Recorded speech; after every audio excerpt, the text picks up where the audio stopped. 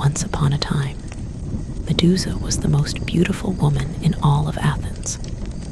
Her beauty was a commanding presence, a force of nature that demanded attention. In a city celebrated for its art and philosophy, she was considered a living masterpiece, a perfection of form that no sculptor could ever capture in marble. When she walked through, the agora fell silent. Merchants stopped their haggling, craftsmen paused their work, and the entire city seemed to hold its breath just to witness her pass. But this is not where our story starts. Our story begins long before this beautiful woman ever walked the streets of Athens. Our story begins when, where, and to whom she was born. Medusa's origins are ancient. We're going back to a time when the universe was still taking shape. To understand where she came from, we must first look to her grandparents, Pontus and Gaia. Gaia was the earth itself, one of the first beings to emerge from the primordial void of chaos. Pontus was the sea, the vast, ancient, and untamed ocean that Gaia brought forth without a partner. Together, these two primordial deities, earth and sea, gave birth to the next generation of gods who would rule the world's waters. Their first son was Nereus, the wise and gentle old man of the sea, known for his truthfulness and ability to change shape. Their second son was Thaumas, the god of the wonders of the sea, representing the strange and captivating aspects of the deep. Their third and fourth children, however, were of a different nature entirely. These were Phorcys and Ceto, the monstrous deities who personified the hidden dangers and terrors of the ocean. Phorcys, whose name can be translated to the Sealed One, was a god of the unseen horrors that lurked in the dark, abyssal depths. He was the embodiment of the sea's deadly power, the dark waters that could swallow ships whole. Ceto, his sister and wife, was the goddess of sea monsters, her name simply meaning sea monster or whale. She represented the grotesque and horrifying creatures that inhabited the deepest parts of the ocean, the things sailors feared most on their voyages. Phorcys and Ceto made their home in a dark cave beneath the waves, a hidden realm from which they unleashed their monstrous progeny upon the world. Their union was a source of great dread, as it populated the world with some of its most formidable and terrifying beings. Their children were a catalog of nightmares. Together, Phorcys and Ceto produced Echidna, the mother of all monsters, a creature who was half beautiful woman and half giant, speckled serpent.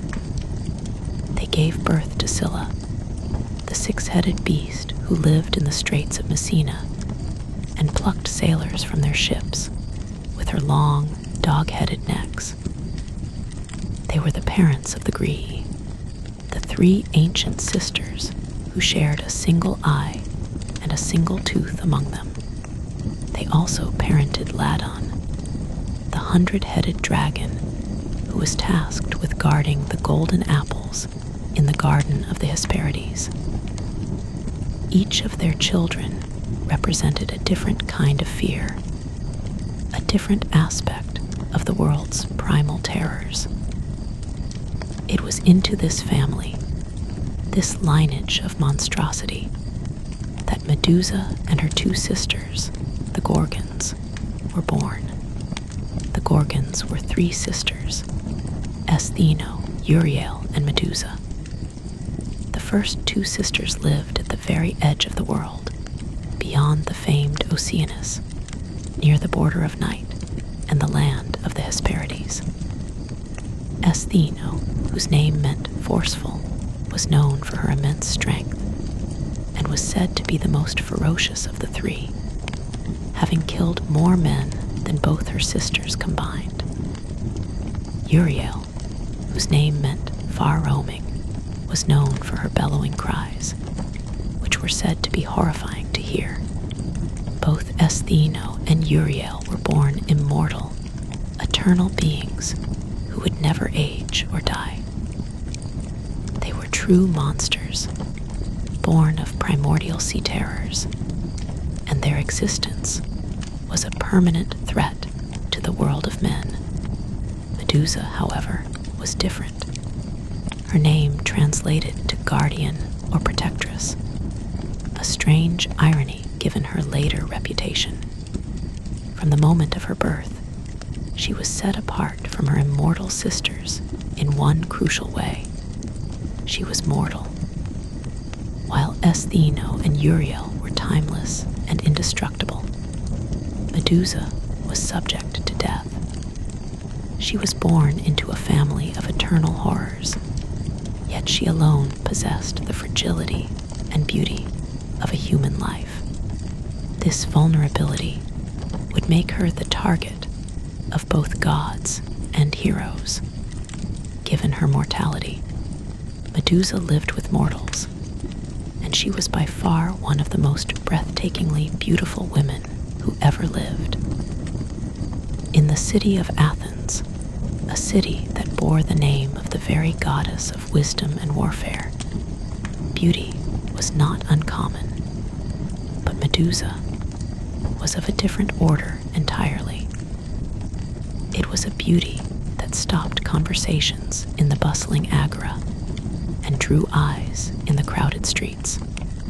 Men and women alike would pause to watch her pass, captivated not just by the perfect symmetry of her features, but by an almost ethereal grace that seemed to surround her. Her skin was flawless. Her eyes held a depth that seemed to reflect the calm wisdom she so admired. But it was her hair that was truly legendary. It fell in a cascade of shimmering locks, so magnificent that poets struggled to find words to do it justice.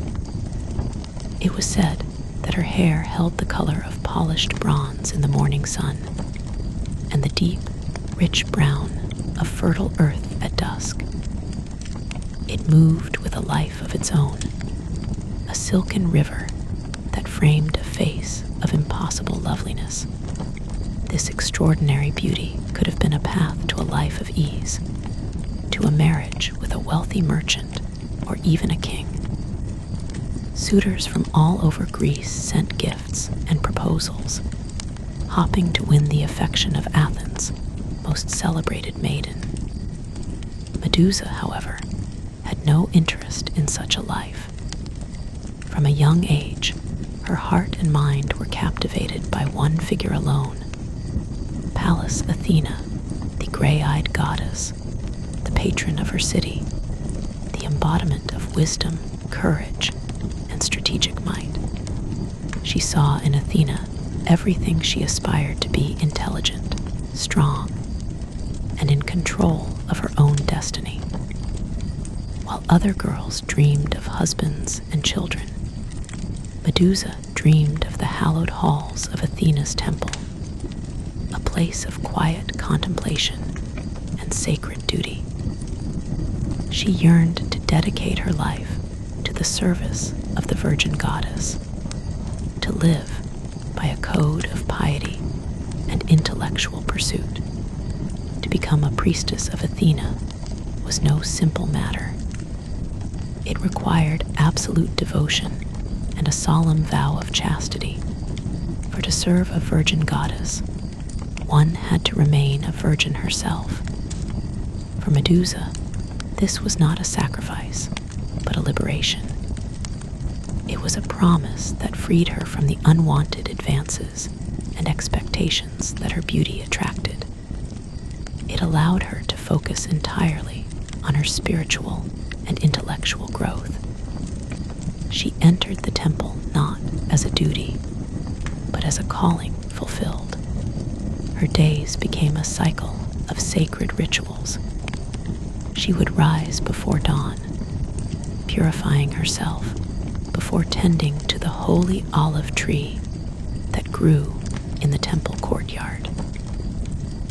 She managed the offerings brought by supplicants, led prayers, and spent long hours studying the ancient texts that held the wisdom of her patron goddess. The temple itself was a sanctuary of peace. Its towering marble columns created a cool, silent space, a refuge from the noise and heat of the city outside. The air within was thick with the scent of incense and olive oil from the eternally burning lamps. It was a place where Medusa felt completely safe, under the direct protection of the most powerful warrior goddess in the pantheon. Her devotion was absolute and pure, and it did not go unnoticed. Athena, who valued wisdom and dedication above all else, saw in Medusa the perfect servant. She was not just a beautiful face.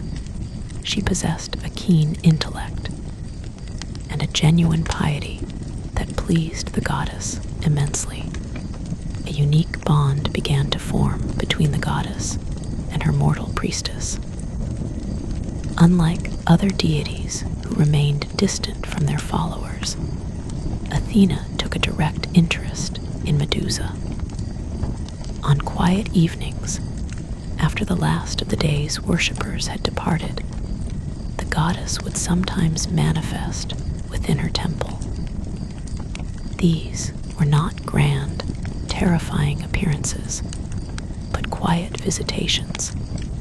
Athena would appear not as a fearsome warrior in her golden helmet, but in a more approachable form, her presence filling the sanctuary with a soft, divine light. She found Medusa's mind to be as beautiful as her face and took pleasure in challenging it. She would pose complex riddles to Medusa, questions about the nature of the cosmos, the ethics of war, and the meaning of justice. Medusa, kneeling on the cold marble floor, would listen intently, her mind racing to unravel the divine puzzles. To Athena's delight, the young priestess often found the answers, her logic sharp and her insights profound.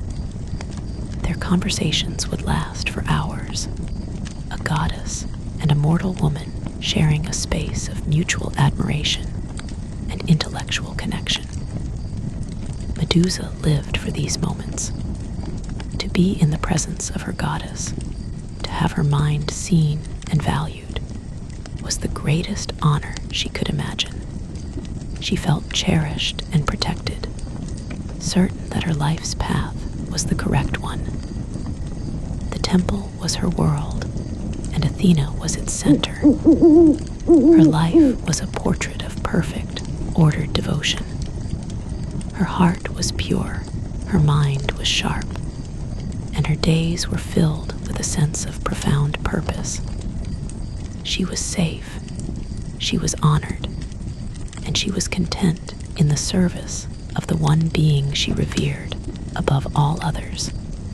Her unparalleled beauty was matched only by her unwavering piety, creating a figure of such perfection that it seemed almost unnatural in a world governed by the whims and jealousies of fickle gods and mortals. As she performed her temple duties, Medusa had no idea Poseidon, the god of the sea, storms, and earthquakes, had been watching her. From his throne in the ocean depths, a realm of crushing pressure and silent, eternal night, his gaze could pierce the surface world.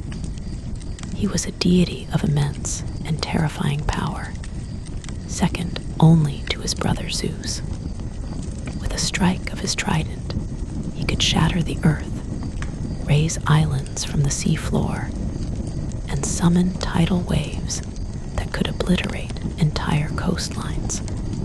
He was the Earthshaker, a god of raw, untamable force, and his temperament was as unpredictable as the oceans he commanded. His moods shifted like the tides, from moments of calm to sudden, violent fury. He was also a god of immense pride and countless appetites, known throughout the pantheon for his many affairs, and the monstrous offspring they often produced. This powerful, volatile god held a long and bitter grudge against his niece, Athena. They had once competed for the patronage of the great city that would eventually bear her name, Athens. While Poseidon had offered the city a saltwater spring, a symbol of his naval might, Athena had gifted them the olive tree, a source of food, oil, and wood, a symbol of peace and prosperity. The people and the gods who judged the contest chose Athena's gift. It was a humiliation Poseidon never forgot. He saw Athena's city flourish, her temple becoming the most revered in all of Greece, and his resentment simmered like a geothermal vent on the ocean floor. He looked for any opportunity to slight her, to wound her pride, to prove that his power was not to be dismissed. One day, his gaze fell upon Medusa. He saw her moving through the city, her beauty a stark contrast to the rough, weathered faces of the sailors and merchants who populated the port of Piraeus. He watched her as she tended to her duties in Athena's temple, her movements filled with a serene grace that seemed to calm the very air around her. He was, like all others, struck by her physical perfection, particularly the magnificent cascade of her hair that seemed to capture and hold the light. At first, it was a passing fascination, another beautiful mortal catching the eye of an immortal god. He saw her devotion to Athena, her vows of chastity, and this only sharpened his interest. She was not just beautiful, she was forbidden. She belonged, body and soul, to his greatest rival. The desire to possess her became intertwined with his desire to desecrate something precious to Athena. Taking Medusa would be a dual victory, sating his own lust while simultaneously delivering the ultimate insult to the goddess of wisdom. By defiling her most prized priestess in her own sacred space, his pursuit began subtly. He would manifest as a sudden, strange stillness in the air as she walked near the coast, or as a whisper on the sea breeze that seemed to carry her name. Medusa, engrossed in her pious life, paid these strange occurrences little mind. But Poseidon was not a god known for his patience.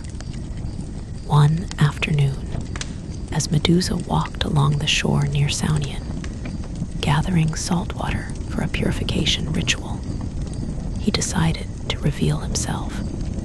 The ocean before her, which had been placid and gentle, suddenly churned without wind. The waves grew dark and violent before parting, and from the surging foam Poseidon rose. He stood taller than any mortal man, his body rippling with divine power, his beard and hair thick with salt spray and ocean wrack. In his hand, he held his mighty trident, and his eyes, the color of the deep sea, were fixed solely on her. He spoke to her, his voice the sound of waves crashing on rocks. He used all his divine charm, offering her the treasures of the ocean, promising her a place as his queen, a life of power beyond her wildest dreams. He praised her beauty in a way that made her feel exposed and vulnerable, not cherished. Medusa was stunned, terrified by the raw power radiating from him, but she did not forget her vows. She politely but firmly refused him, explaining her sacred duty to Athena and her commitment to a chaste life. Rejection was not something Poseidon accepted. He was a god who took what he wanted, and the refusal from a mere mortal only fanned the flames of his desire and his pride. His expression darkened. The charm vanished, replaced by a terrifying intensity. He took a step forward, and Medusa, her heart pounding with fear, turned and fled. She ran from the beach, her bare feet flying over the sand and sharp rocks, her only thought to reach the one place she believed she would be safe, the temple of Athena. The city of Athens was a maze of streets, but she knew the path to the Acropolis by heart. She could hear the god's heavy footfalls behind her, the ground seeming to tremble slightly with his pursuit. She scrambled up the sacred slope, her lungs burning, pushing past startled citizens who cleared a path for the terrified, sprinting priestess. She burst through the grand entrance of the temple, her breath coming in ragged sobs. For a moment, she thought she was safe. She was in Athena's house, a sanctuary so holy that no violence was ever permitted within its walls. The cool, incense-filled air enveloped her, and the colossal statue of Athena, clad in gold and ivory, looked down upon her with its serene, impassive face. Medusa collapsed at the foot of the statue, her fingers gripping the base as she prayed for protection. But the sanctity of the temple meant nothing to the sea god. He stormed in after her, his presence a violation in itself, a force of chaos and untamed nature invading a space of order and wisdom. He disregarded the sacred laws, the presence of his rival's effigy, and the terrified pleas of the young woman at his mercy. There, on the cold marble floor of the holiest site in Athens, beneath the unseeing eyes of the statue of the goddess she had devoted her life to, Poseidon assaulted Medusa, taking her by force and claiming her as an act of conquest. When Athena discovered the desecration of her temple, her rage was swift and terrible. The goddess did not need to see physical evidence. She felt the violation as a discordant tear in the fabric of her sacred domain. The serene energy of her sanctuary had been replaced by a lingering aura of chaotic, masculine power, the unmistakable signature of Poseidon. She materialized within the temple's main chamber, her form shimmering with divine light, her eyes, usually alight with wisdom, now cold and hard as granite. She found Medusa, her most devoted priestess, crumpled on the marble floor at the foot of her own colossal statue. The young woman was a broken figure, her robes torn, her body trembling with shock and grief. For a fleeting moment, seeing her goddess manifest, a spark of hope ignited in Medusa. This was her protector, the embodiment of justice and strategic might. She looked up, her face streaked with tears, and poured out the story of what had happened, of Poseidon's relentless pursuit, her flight to the temple for safety, and the violent assault that followed. She pleaded with Athena for justice, for retribution against the god who had committed such a heinous act. She expected comfort and protection. She received none. As Athena listened, her expression hardened. The hope in Medusa's eyes died as she saw no empathy in the goddess's face, only a chilling, implacable fury. The reality of Olympian politics was harsh and unforgiving. Poseidon was her uncle, a fellow god of immense power, one of the three great brothers who ruled the cosmos. To punish him directly would be to challenge him, an act that could incite a catastrophic war among the gods. Athena, the goddess of strategy, knew it was a war she could not afford. Her rage, denied its rightful target, needed another outlet. It turned, with all its divine intensity, upon the only other person present, the mortal victim. Athena's voice, when she finally spoke, was not compassionate. It was cold and accusatory. She blamed Medusa for the entire affair. She twisted the narrative, her divine authority making her words absolute truth within the temple walls. She accused Medusa of vanity, claiming her celebrated beauty, and particularly her magnificent hair, had been a source of pride that invited such attention. In Athena's judgment, Medusa had not been a victim, but a lure. She had failed in her sacred duty to remain unseen and chaste, and had allowed the temple to be defiled by bringing the sea god's lust into its sacred confines.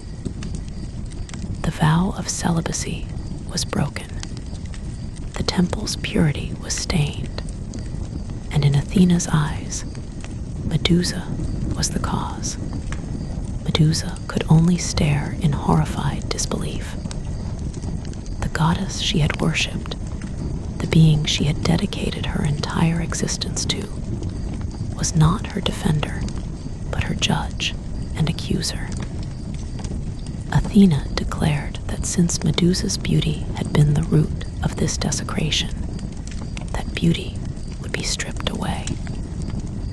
Since her hair had so captivated Poseidon, it would become a thing of terror. Since her face had drawn a god's unwanted gaze, it would now be a visage so monstrous that no man would ever look upon her again without paying a terrible price. The punishment was designed not just to penalize, but to erase the woman Medusa had been. It was a cruel and absolute sentence, pronounced by a goddess choosing political expediency over justice, and aimed at a mortal woman who had already lost everything. Her transformation, Athena's punishment, was immediate and horrific. It began with her hair. The magnificent locks that had been her pride and had drawn Poseidon's began to writhe with a life of their own. Medusa screamed, not in prayer, but in pure agony as she felt a searing, corrupting energy surge from her scalp down to the ends of each strand. The soft texture hardened, thickening into coarse, scaly flesh. She watched in abject terror as the tips of her hair split open, forming tiny, gaping mouths with forked tongues that flickered out to taste the air. The transformation accelerated, each lock of hair elongating and swelling into the body of a venomous serpent, their unblinking eyes opening to stare back at her with a cold, reptilian hunger. The gentle rustle of her hair was replaced by a constant, menacing hiss that filled the once silent temple. The curse did not stop there. It spread to her face, the source of her famed beauty. Her skin, once flawless and radiant, turned a deathly, sickly pale. Her features twisted and contorted into a mask of pure terror, a permanent expression of the horror she was enduring. Her ordeal, however, was not just about the loss of her beauty. It was about the weaponization of her very presence. The final part of the curse settled in her eyes. A cold, ancient power filled them, a deadly energy that radiated outward. They became conduits for a petrifying gaze, capable of turning any living being that met them into solid stone. In her panic and agony, Medusa stumbled through the temple, her new serpent hair lashing out around her. An unfortunate temple guard, hearing her screams, rushed into the sanctuary to investigate. He saw her, his eyes widening in shock at the monstrous figure she had become. He met her gaze for only a second. His own scream was cut short as a gray, stony pallor instantly spread across his skin. The transformation was terrifyingly fast. His body stiffened, his expression of shock frozen on his face for eternity. He stood before her, no longer a man, but a perfectly detailed stone statue, a permanent monument to her curse. Horrified by what she had just done, Medusa scrambled away, desperate to understand what was happening to her. She caught sight of her own reflection in a large, polished bronze shield leaning against a temple column. The face that stared back was not her own. It was a monster's. She saw the writhing nest of snakes where her hair had been, the twisted, hideous features, and the terrifying, luminous power in her own eyes. The realization hit her with the force of a physical blow. This was her new reality. Athena had not just punished her, she had remade her into a weapon of destruction. She was a walking plague, a creature whose very appearance meant death. Her life as a beautiful, pious priestess was over, erased in a storm of divine fury. In its place was a monster, alone and terrified, in a desecrated temple now decorated with her first victim. After her curse, Medusa was no longer a person. She was a pariah, a thing to be feared and hunted. Cast out from human society, she fled Athens, a horrifying creature leaving a trail of petrified citizens in her wake. Her journey was a blind flight of terror and grief, taking her far from the civilized lands of Greece. She crossed the sea, traveling west to the very edge of the known world, to the desolate, windswept shores of ancient Libya, a term the Greeks used for the vast, uncharted territories of North Africa. There, on a remote island named Sarpedon, near a place of myth called Sistine, she sought refuge. It was a harsh, lonely land of rock and sand, a fitting backdrop for her new, miserable existence. She was not entirely alone. It was to this remote place that she was reunited with her sisters, Esthino and Uriel. These were her Gorgon siblings, immortal monsters born from the ancient sea deities Phorcys and Seta. Esthino, the forceful, and Uriel, the far-roaming, were fearsome beings in their own right, with bronze claws and their own terrible power. unlike Medusa, they had been born monsters. They had never known the warmth of human admiration or the sting of a goddess's jealousy. They accepted their monstrous sister without question, and the three of them made their home together in a dark, cavernous lair, a deep cave that protected them from the sun and the prying eyes of the world. Their existence was one of complete isolation. The area around their cave became a grotesque sculpture garden of their own making. The few sailors who were shipwrecked on their island, or the foolishly brave warriors who sought them out for glory, met the same swift end. One look upon any of the three Gorgons, and they were turned instantly to stone, their bodies frozen forever in postures of shock and terror. These silent, gray statues were a permanent warning to any who might dare approach. Medusa's life was a monotonous cycle of darkness and silence, punctuated by the horror of her own lethal power. She could not interact with any living thing without destroying it. Her days were spent in the shadows of the cave, listening to the constant hissing of the snakes on her head and the mournful cries of her sister Uriel, whose wails were said to be so full of sorrow they could inspire the music of flutes. A constant, unseen torment was the life growing within her. During the assault, Poseidon had impregnated her.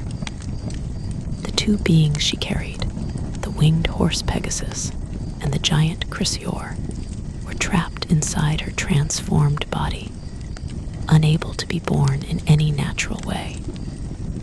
They were a constant, physical reminder of the violation that had destroyed her life.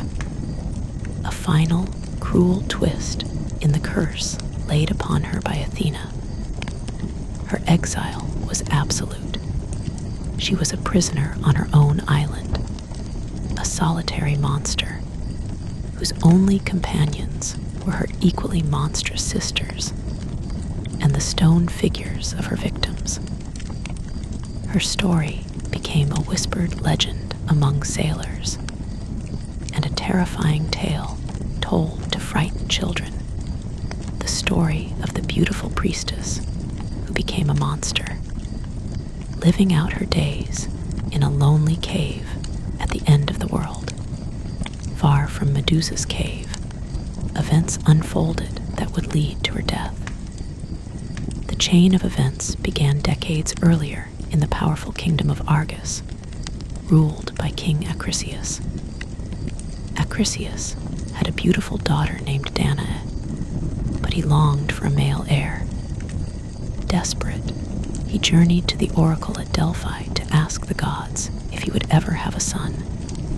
The oracle's prophecy was not what he wanted to hear.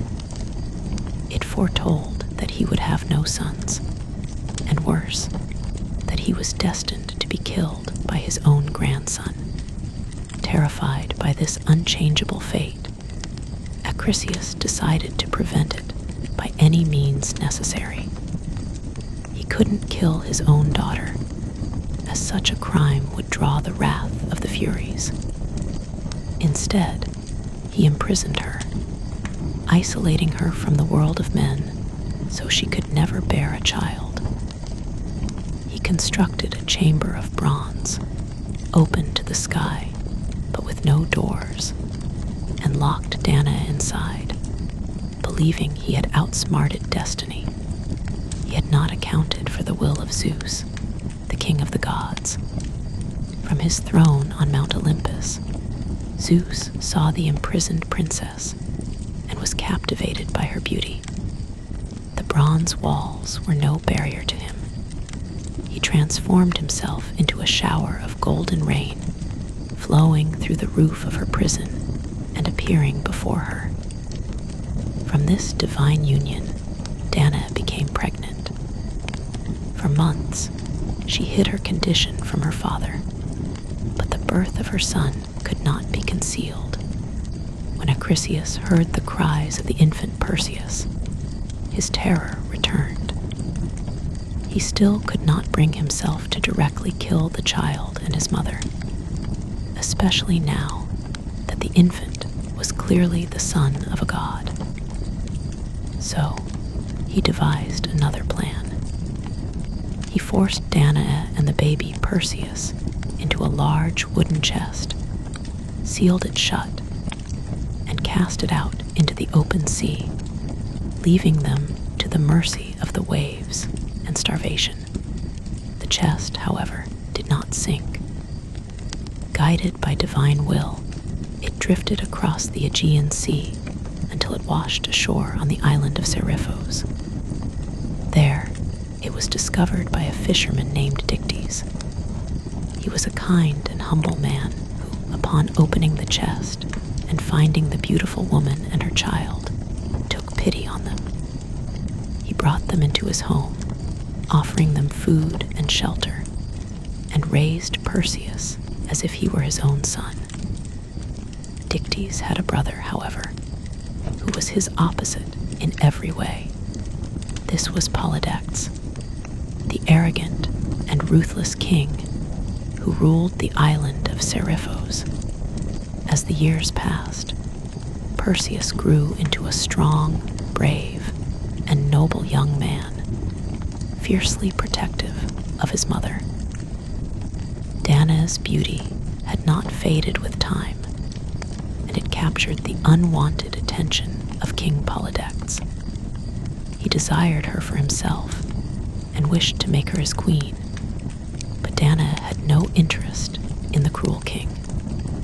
Perseus, now a formidable obstacle, stood firmly between his mother and the king's advances, refusing to allow Polydectes near her. Polydectes grew to hate the young man who thwarted his desires at every turn. He realized that as long as Perseus was on the island, he would never be able to force Danae to marry him. So the king devised a wicked and cunning scheme to get rid of the young hero permanently. Polydectes announced a great feast, declaring his intention to marry Hippodamia, a noble princess from a neighboring land. He summoned all the prominent men of Seriphos, instructing them to bring a valuable gift, as was the custom, to contribute to the bride price. Specifically, he requested that each man bring a horse. Perseus attended the feast, but as a poor fisherman's ward, he owned no horse and had no wealth to purchase one.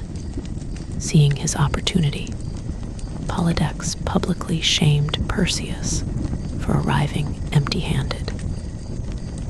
In a moment of youthful pride and bravado, Perseus boasted that he could bring any gift the king desired, even something as impossible as the head of a gorgon.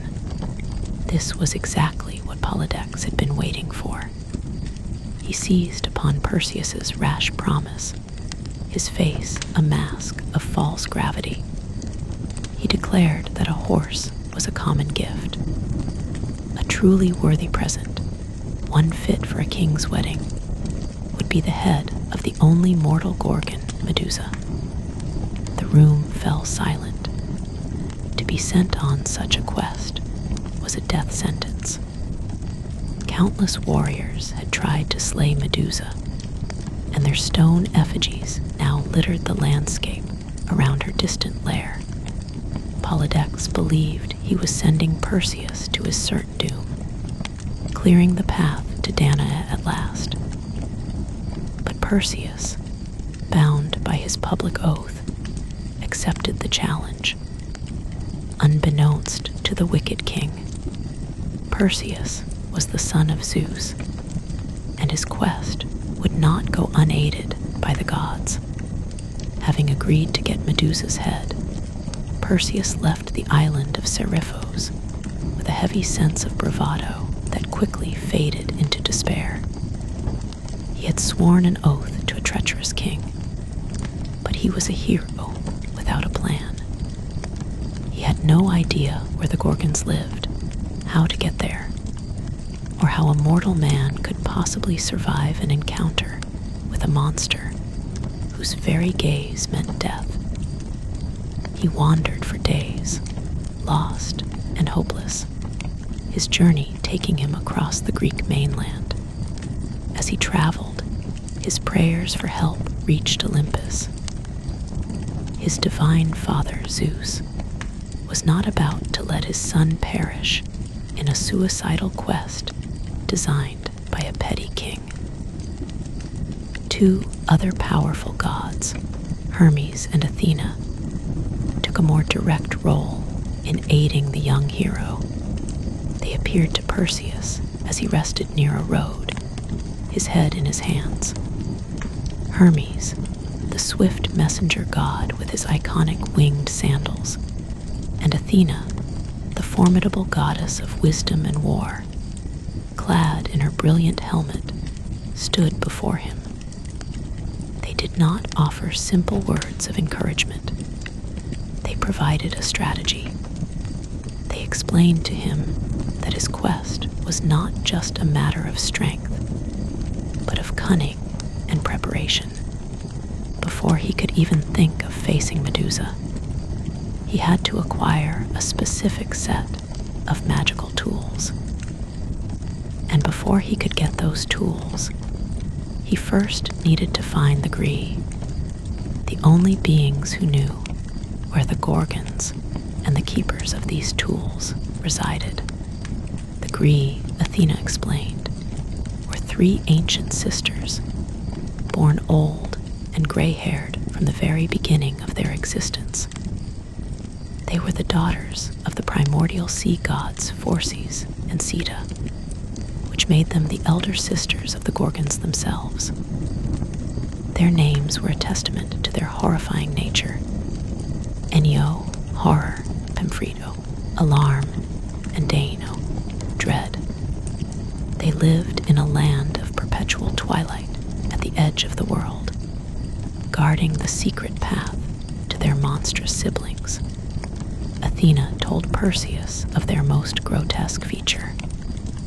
Among the three of them, they shared only a single eye and a single tooth, which they passed from one to another in a constant, unsettling ritual.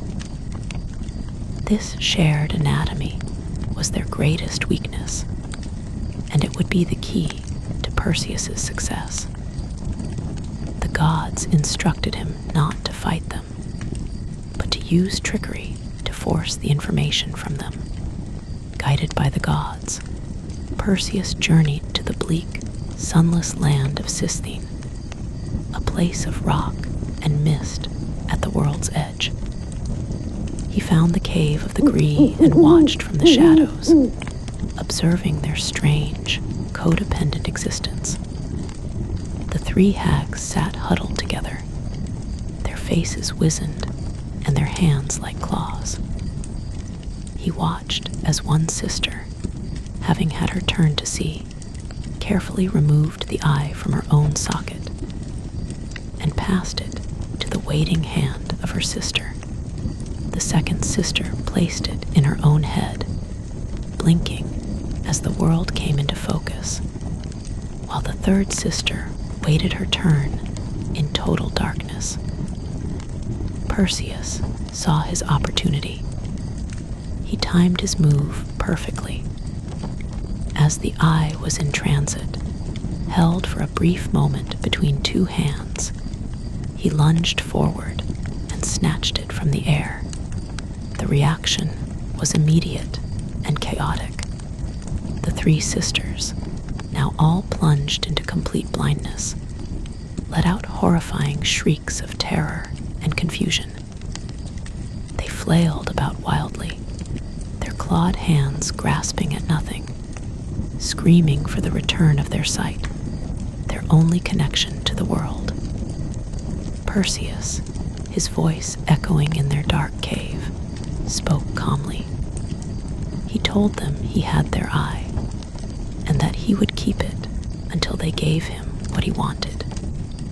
He made 2 demands. First, they must tell him the exact location of the island where their sisters, the Gorgons, lived. Second, they must give him directions to the secret grove of the Stygian nymphs, who were the guardians of the magical items he needed to complete his quest. The Gree were trapped. Their loyalty to the Gorgons was strong, but their fear of eternal blindness was stronger. They could not bear the thought of being plunged into darkness forever, helpless and vulnerable. After a frantic, whispered conference, they relented. They described the path to the nymphs and gave him the location of the Gorgons' island, a place no mortal had ever found and returned from. Having extracted the information he needed, Perseus fulfilled his part of the bargain. He returned their eye, allowing them to resume their strange and miserable existence. With the crucial knowledge secured, Perseus left the land of twilight and set off to find the nymphs, his quest now truly underway. He had passed the first test, not with muscle, but with cleverness, proving to his divine patrons that he was worthy of their aid. Following the directions given to him by the Gree, Perseus journeyed to a secret, hidden grove, a place untouched by mortal feet. This was the home of the Stygian nymphs, powerful and ancient nature spirits entrusted by the gods with the guardianship of certain divine treasures. These nymphs, sometimes called the Hesperides in other versions of the myth, were benevolent beings who recognized the importance of Perseus's quest and the divine will behind it. They did not need to be tricked or coerced. They willingly presented the young hero with the magical arsenal he would need to survive his encounter with Medusa. First, they gave him the legendary winged sandals, the Talaria of Hermes. These sandals, said to have been crafted by the smith god Hephaestus from imperishable gold, would grant Perseus the power of flight. With these on his feet, he could travel as swiftly as any bird, covering vast distances over land and sea in a fraction of the time it would take a mortal. More importantly, they would provide him with the speed and maneuverability necessary to evade the Gorgons after the deed was done. Next, the nymphs presented him with a helmet known as the Cap of Invisibility, or the Helm of Darkness.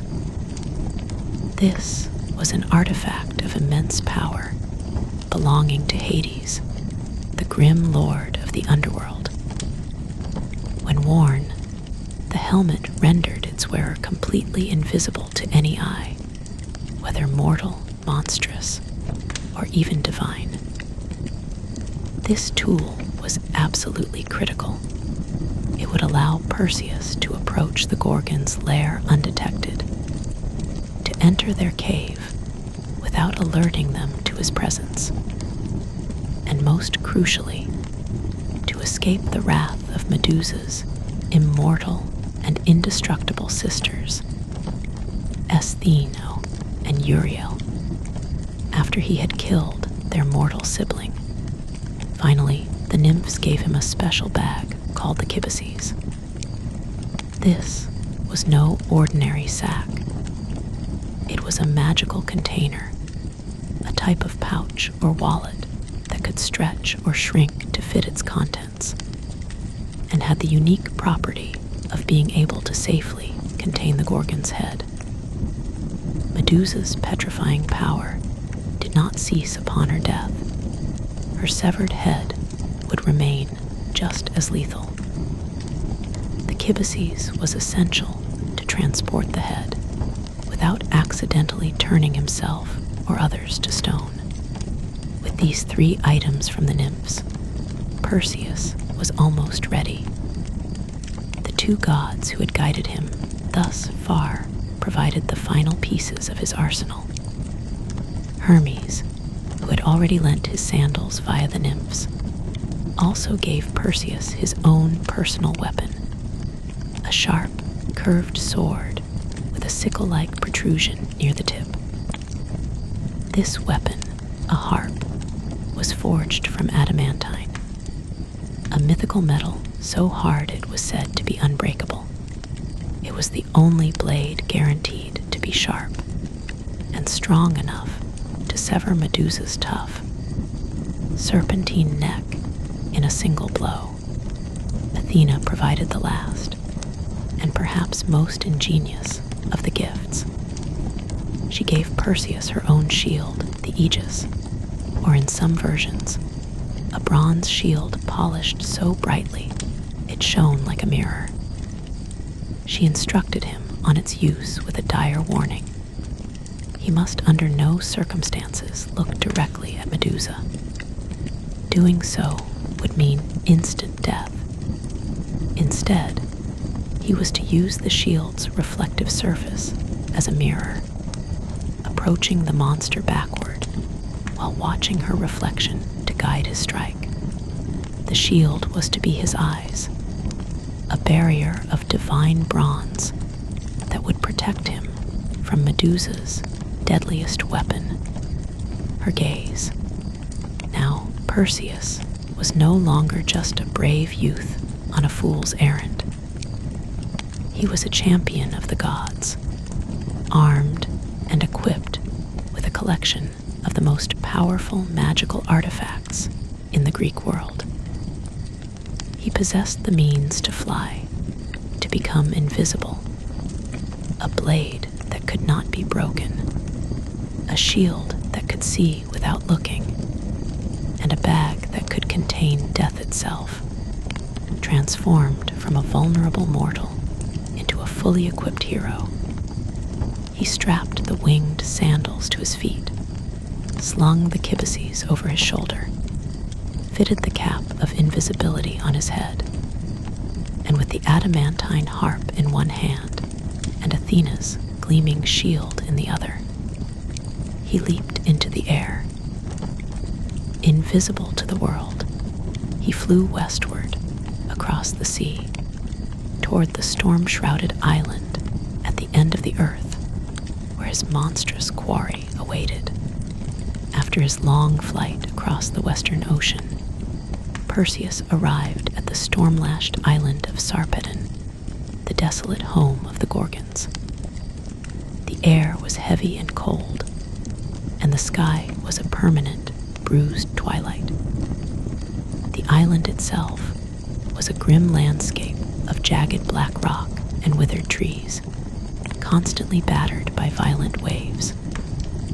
As Perseus, made invisible by the cap of Hades, flew closer to the shore, he saw the first signs of the horror he was about to face. The landscape was littered with statues.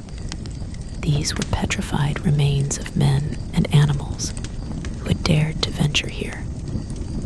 He saw the forms of hardened gray stone warriors, their swords raised, their faces frozen forever in masks of final, agonizing terror.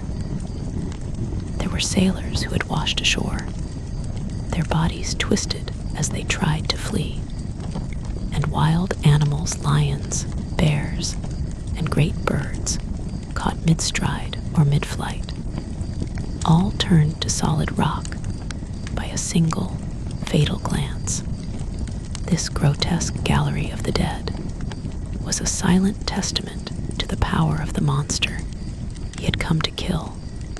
Guided by Athena's whispers in his mind, he found the entrance to the Gorgon's lair, a dark, gaping maw in the side of a cliff that seemed to swallow the dim light. The air wafting out of it was cold, and carried a foul, reptilian odor. Stepping inside, his invisibility was his only shield. He moved slowly, his eyes fixed not on the cave ahead, but on the polished surface of the bronze shield Athena had given him.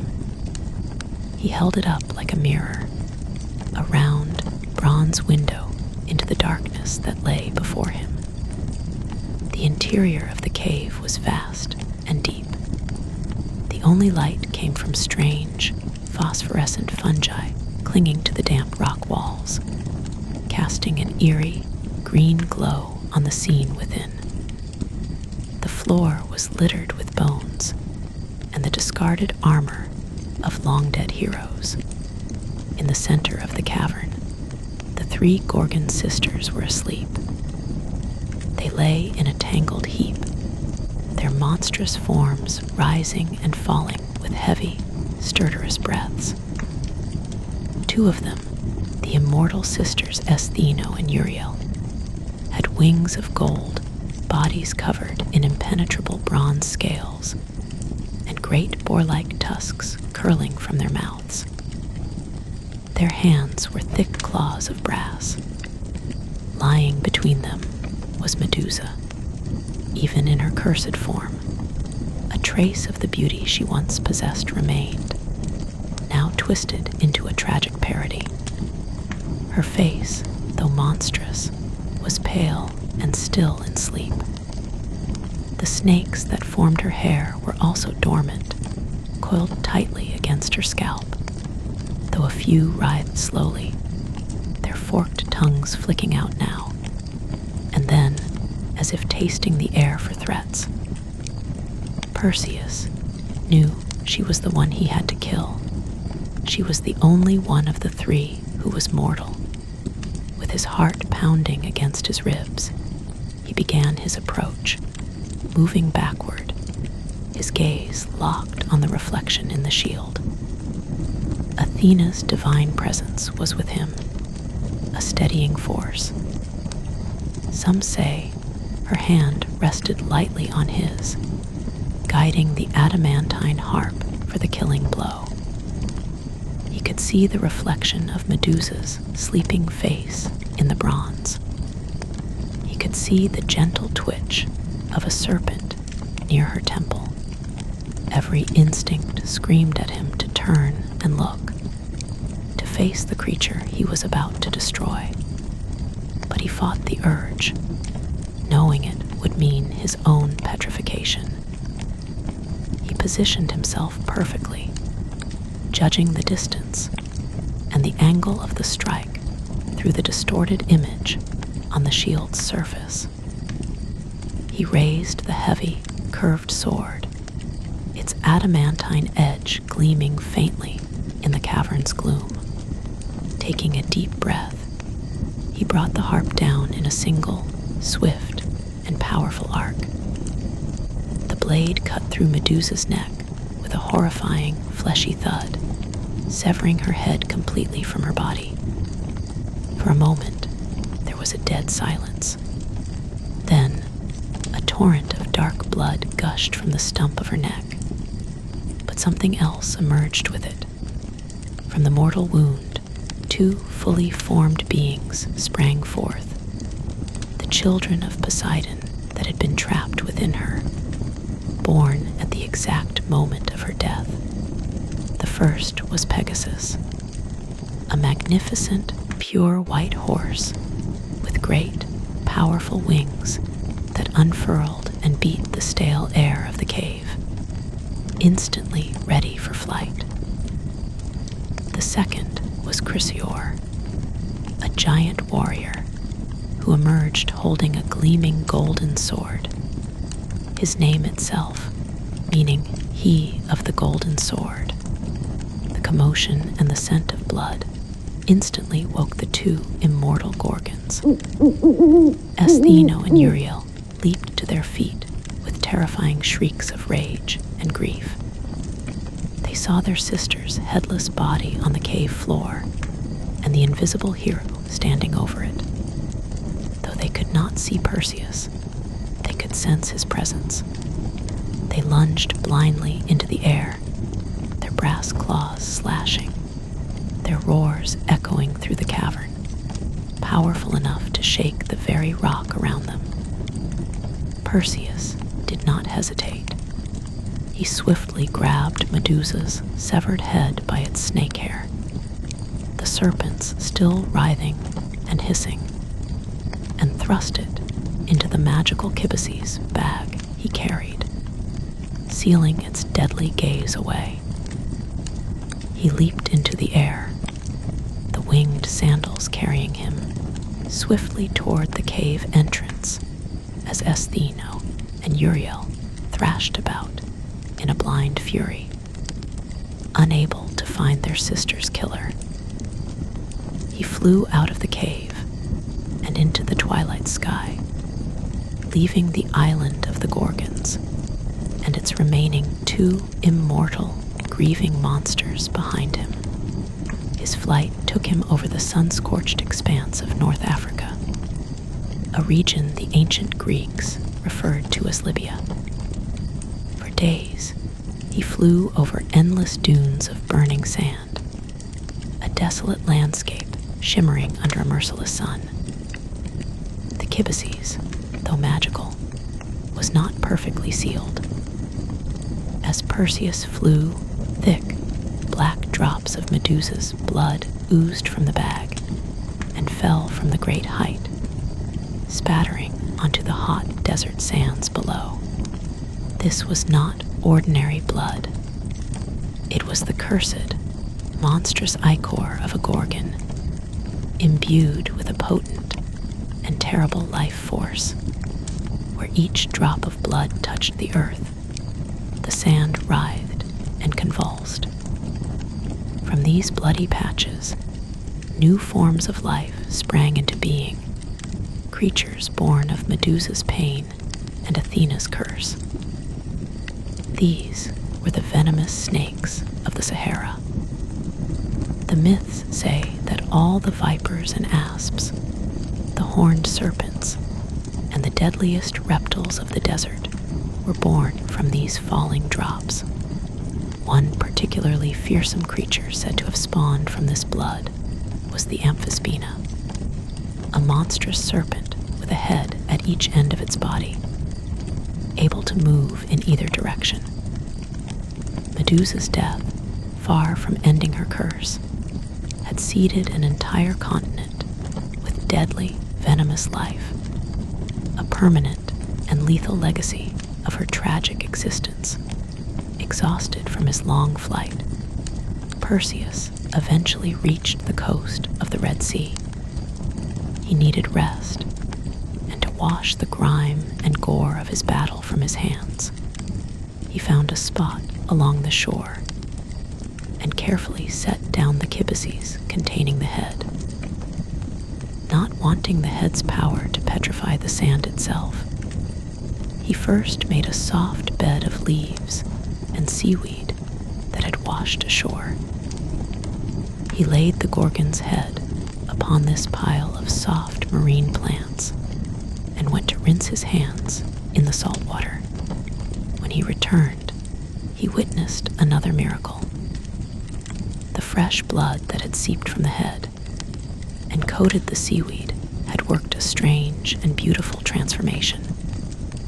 The soft, pliable twigs and leaves of the seaweed had hardened, turning stiff and brittle. Their green color had been replaced by a deep, blood-red hue. They had become stone, yet they retained the delicate, branching shape of the plants they once were. This, according to the legend told by Ovid, was the origin of coral. Fascinated by this, Perseus tested it again, placing fresh seaweed against the head and watching as it too was petrified into the beautiful red substance. The sea nymphs who witnessed this were delighted. They gathered the newly formed coral and scattered the seeds across the sea floor, where they grew into the vast and intricate coral reefs of the Red Sea. Medusa's blood, which created the deadliest creatures on land, also created a thing of vibrant beauty in the sea.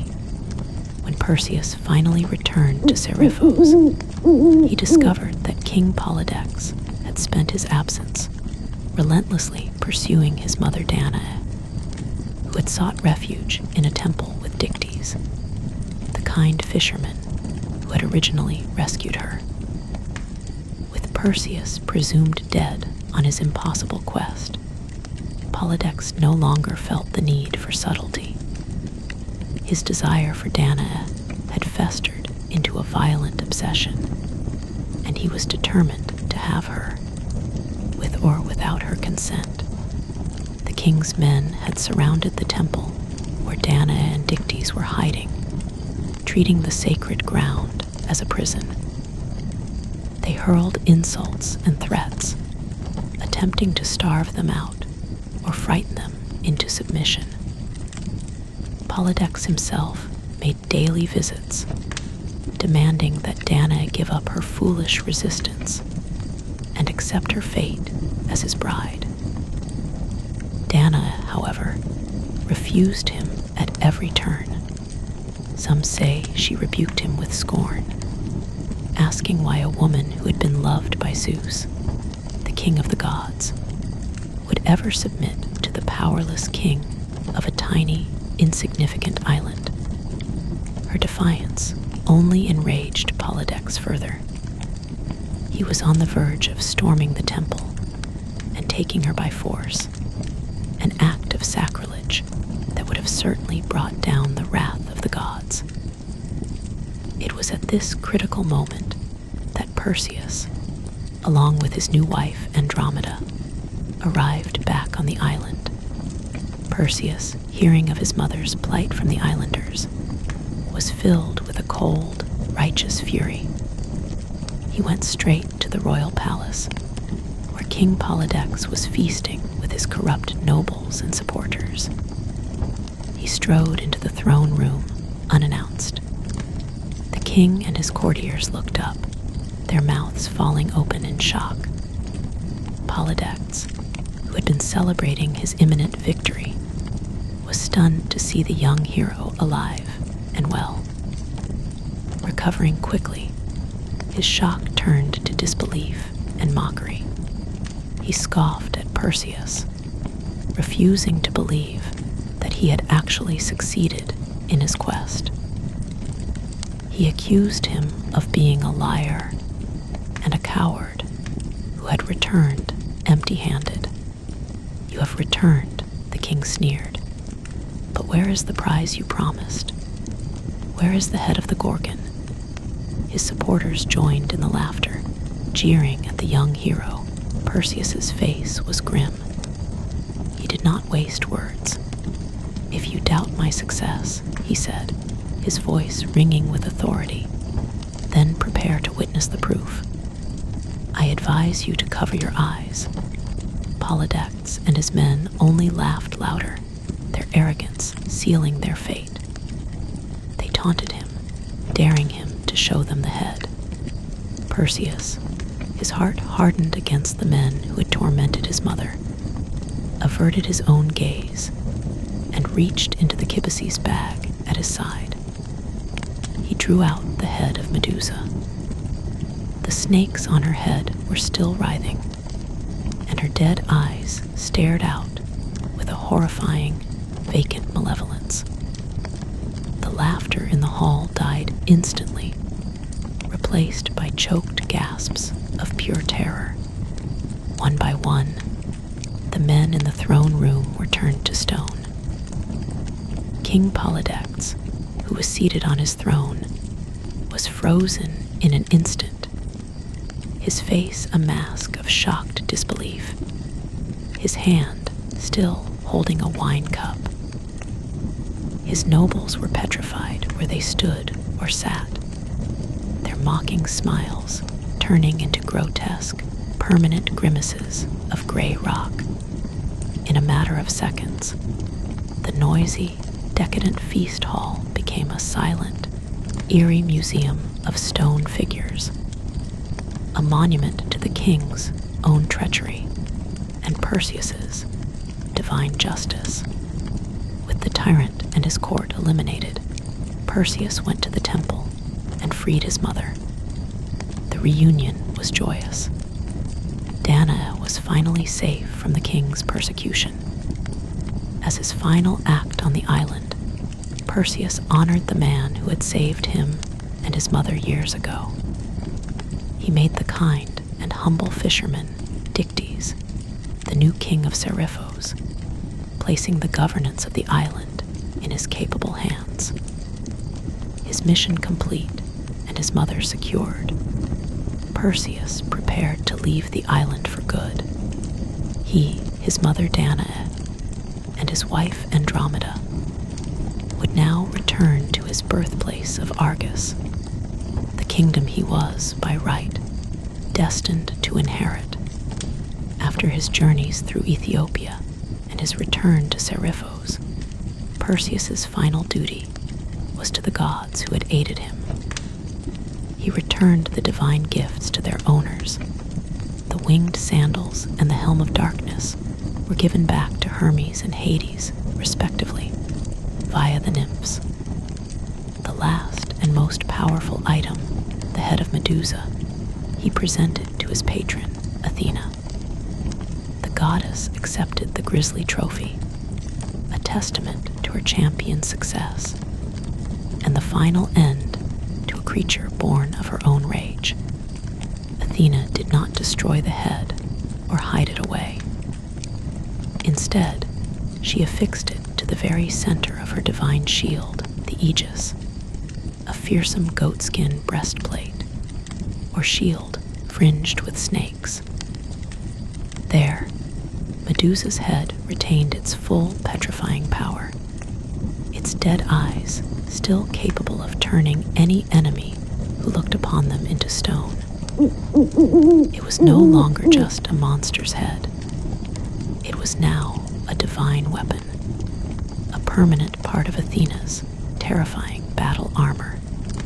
This act transformed Medusa's image from a singular monster into one of the most powerful protective symbols in the ancient world. The image of the Gorgon's head, known as a gorgonion, became an apotropaic symbol, meaning it was believed to have the power to ward off evil. The logic was simple. What is horrifying to mortals can be used to horrify evil spirits and human enemies. The ancient Greeks placed the gorgonion everywhere they sought protection. Warriors painted the grotesque face on their shields, hopping the terrifying image of the fanged, snake-haired monster would strike fear into the hearts of their enemies in the chaos of battle. Architects carved massive gorgonion masks onto the pediments and doors of temples to protect the sacred spaces from hostile forces. Homeowners placed smaller versions over their doorways and on their walls to keep bad luck and evil spirits from entering their private lives. The image was even stamped onto coins, a declaration of the city's divine protection over its economy and citizens. In modern times, Medusa's story has been reclaimed and re-examined. She is often seen not as a monster, but as a victim of the cruelty and injustice of the gods and a patriarchal society. Her transformation into a monster is viewed by many as a powerful representation of female rage. A woman who, after being silenced and abused, was given a terrifying power to defend herself, a gaze that could stop her attackers in their tracks. Her image is now used as a symbol of survival and defiance against assault. The monster, once a symbol of pure terror, has become an icon of tragic strength. From a weapon on a goddess's shield to a protective ward on a common home, finally to a modern symbol of empowerment. Medusa's eternal legacy has proven to be as complex and powerful as her story itself. And with that, the story of Medusa comes to a close. From the bottom of my heart, thank you for joining me on this journey through one of mythology's most powerful and misunderstood narratives. It truly means the world to me that you chose to spend your time here, exploring these ancient worlds with me. If there's another myth, another god, or another hero whose story you want to hear next, please let me know in the comments below. If you enjoyed our time together, please consider subscribing to the channel and sharing this video with someone else who loves mythology.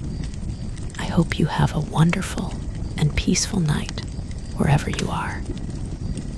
Thank you again for being here, and I hope to see you in the next video.